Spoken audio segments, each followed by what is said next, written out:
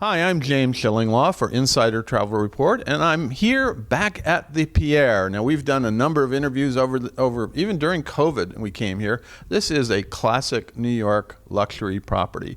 And I'm here with Jill Fox, who's the Director of Sales and Marketing, fairly new, and we're going to talk about that.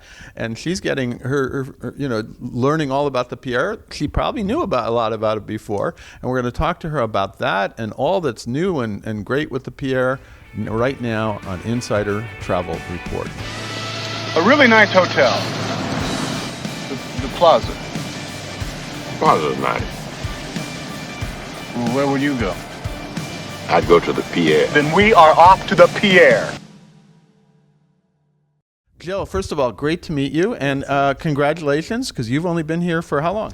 It's about a month exactly, a month and a day. So, we'll try to make the questions easier. There will be an exam at the end, and we'll see what happens. But we're going to talk. Let's talk about that right away. You really, what was your impression of the Pierre before you got here? Yeah, I think that's a great question, given that I do have experience in this neighborhood, having you were at the Plaza. Right? Been at the Plaza. My commute is now not much further. Kind of same block. And also same clients, same neighborhood. I think, the big difference, obviously coming from the Plaza, there is the historical element, and that's something I always knew the Pierre also was built, in the early 1900s and had that glamour, had, a lot of notable stars that lived and stayed here. But, it's just a different mix of hotel. I think kind of tourist-wise, it's a little bit more residential feeling. Yeah, it is, because you do have residential. The top floors, you have all the residences, and of course you've got. We're in one of your Tata suite, which is overlooking the park. The views you can't beat. Yes, the views are amazing. We're one block further, but I consider us very Upper East Side, which is a big difference. I kind of know the midtown, the edge of Midtown is kind of a different customer. It's a different hotel. And then on this side of the park, it feels very Upper East Side and just a different feel. Well, I will tell you right away that I've been doing other interviews of, I call them the hotels. So I did an interview with Mark. Right, and then also the Surrey. Surrey, yep. Both recently renovated, including the Surrey. And now I figured I'd come back to the Pierre, because actually I stayed here quite a lot during COVID, and you were always great. And they actually knew my name all the time whenever I come to the reception. Which is amazing. Yes, our team here. Besides being open over the pandemic, just given that we have the residents here. We have members of the team who have been here 30, 35 plus years, and they still remember everybody's name. It's just, it's a very tight-knit family that we have here. So. Well, I didn't ever think I'd get to a point at a hotel in New York of this, that they would know who I am, and because I'm here often. But it's really a wonderful feeling, and it makes you feel very much at home. Now, what do you know, having now arrived here, about the history of the Pierre? Yes, I'm still learning, but it is our 95th anniversary. So we opened in 1930. And so my first kind of duty was to really get into the history books and to, learn everything we've done so we can use our 95th anniversary as a highlight to, talk about our history, the Pierre as a landmark, and also as a house for fashion and different icons through the centuries. So yeah, I'm learning a lot. I have the timeline pretty good now. Mm-hmm. And, we're really also just looking how we can, move into the future and celebrate, the 95 years now. Oh, and it's a great time. And I love, there used to be a channel on your television that would show all the old movies that were made here. Yes. We think everything's made at the Plaza, and I know many of them were, like North by Northwest with Cary Grant. But there are a few movies that were made here, too, because it's such an iconic destination, right? There are. More recently, Ocean's 8. but before that, Scent of a Woman, and many, many others. And we have a compilation. I'll send it to you of all the cool. shots of the Pierre. I love old movies and to see that. Now, let's talk a little bit. Well, first of all, let's talk about the location again, because you are right overlooking the park. You're right, you're really centrally located, incredible shopping nearby, lots of going on, right? Yeah, absolutely. I was actually walking down Madison Avenue last night. I went to a restaurant on 65th, and walking down Madison, it's amazing. You think high fashion's on Fifth Avenue, but when you walk down, the street here, I mean, it's no, Madison is very, very haute couture, as they say. It is. I mean, Soho, Fifth Avenue, are nice, but we've got all the really top luxury designers, right outside the door here. So it's a different level of fashion and residence that you have. Now, one thing that's happened here at the Pierre is that you pretty much have a whole new management team, if I understand. You're new. Your general manager is new. A lot of other people are new. In fact, we just wrote about this. So I think it's ironically the day that we're interviewing you here, we have your announcement that you're here. My release, which is great. We do. And I think that was a big reason. Spiridon, our new general manager, brought me in. Brand new team. There was an amazing team here who was here for, a very long time, and they were such a integral part of the community and the hotel. But it's kind of a new era for the Pierre, and our new GM. I'm a very big fan. It's all about. How can we do things differently? Remind me of what his name is? Spiridon. Okay. Sarantopoulos. And I know he's Greek, but he's had extensive experience all over the world, right? He's got great luxury experience, and the Taj hotels have just such a stellar luxury reputation. So the management that's been brought in both locally and as well from India is a great mix, and we're all kind of forming the new Pierre together. Well, I almost came down here because you had a special Indian food celebration a few weeks back, although I couldn't make it because I travel so much. But that kind of influence is great. I love that idea. Let's talk a little bit about your background as well. So you were at the Plaza before? I was. Most recently, I was at the Plaza. So that was my latest hotel. But prior to that, I've been at many other luxury brands. I have a bit of a history, actually, in historical properties. Well, you came to the right place here. I did. My first job out of hospitality school was at the Bellevue in Philadelphia. At the time, it was the Park Hyatt, Philadelphia, at the Bellevue. And that is, one of the most classic, buildings, one of the first hotels in Philadelphia. And so you really like historic and classic hotels. It seems to be. It's been a theme. I worked with Rosewood. I worked with Shangri-La Hotels. Right. I was the New York East Coast global sales rep, and that's how I met some of the folks with Taj. Mm-hmm.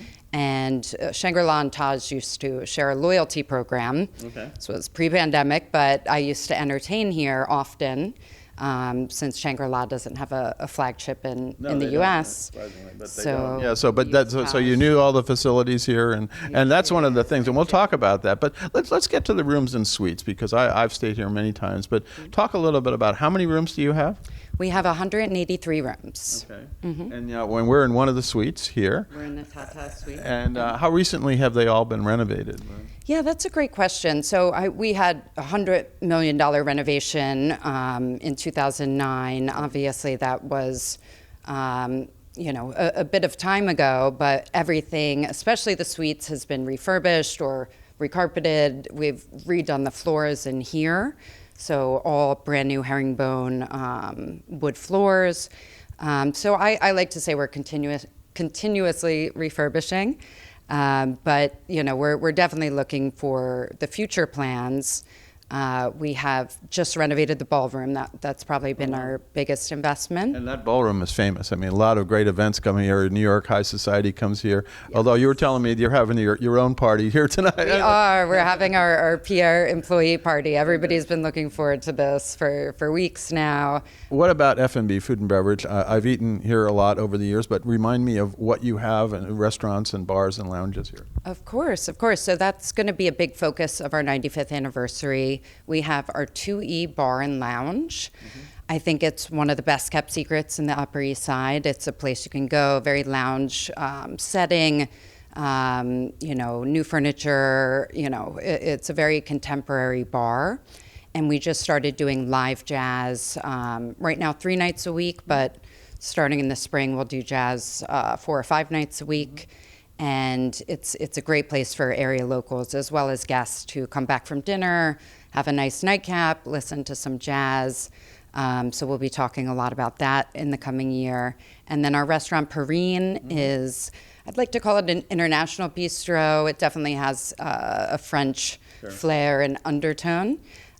We've just promoted our new executive chef, and we'll share the details, Vincenzo, and I'm really enjoying working with him. It's a great menu. I really enjoy it. And then, of course, I believe you still have a tea at the Pierre, right? Which is actually in this wonderful room that we the Rotunda. Yes. Is, if you haven't seen it, it's the heart of the hotel, and I really love that part of the hotel. The Rotunda, I mean, is just hand painted. It is one of the most spectacular rooms I've ever seen. So we do have high tea.